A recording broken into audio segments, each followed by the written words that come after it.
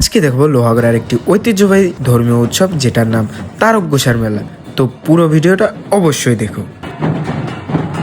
আমরা গিয়েছিলাম মেলার আগের দিন ঘুরতে, যে মেলার এইখানে কেমন পরিবেশ এবং কিভাবে ব্যবস্থা করা হচ্ছে। ওই ফাঁকা জায়গাটা দেখতে পারতেছেন, আজকে লোকে পুরো পরিপূর্ণ। যাই হোক, শ্মশানে এবার খুবই কম লোক হয়েছে, অন্যবার এর থেকেও অনেক বেশি লোক হয়।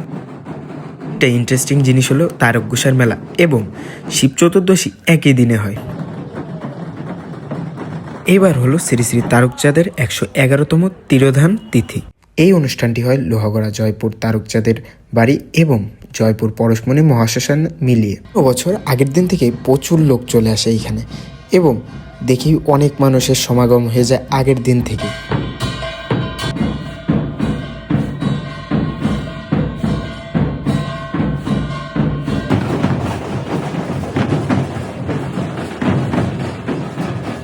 অন্য বছর এই শ্মশানের মধ্যে ঢোকাই যায় না, এত পরিমাণ লোক হয়। আমি গতবার ঢুকতে পারিনি, এত পরিমাণ লোক হয়েছে। কিন্তু এই বছর কেন জানি আমেজটা আগের বারের মতো আর নাই।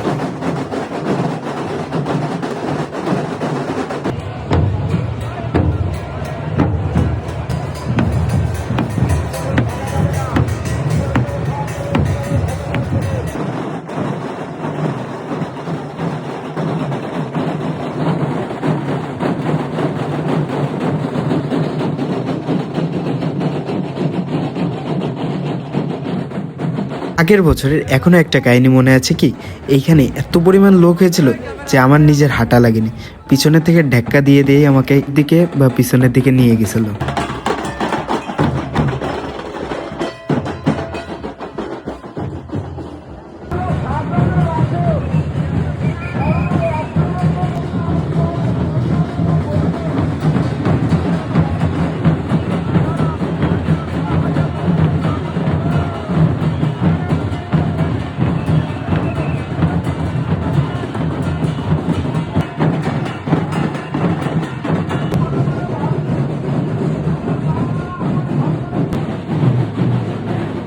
গোসাইবাড়ির পিছনেই মেলা হয়, যেখানে অনেক কিছুই পাওয়া যায়।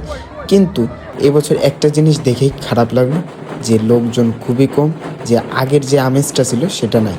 যাই হোক, আশা করি সামনের বছর সব ঠিক হয়ে আবার আরও ভালোভাবে হবে। তো আজকের মতো বিদায় নিচ্ছি।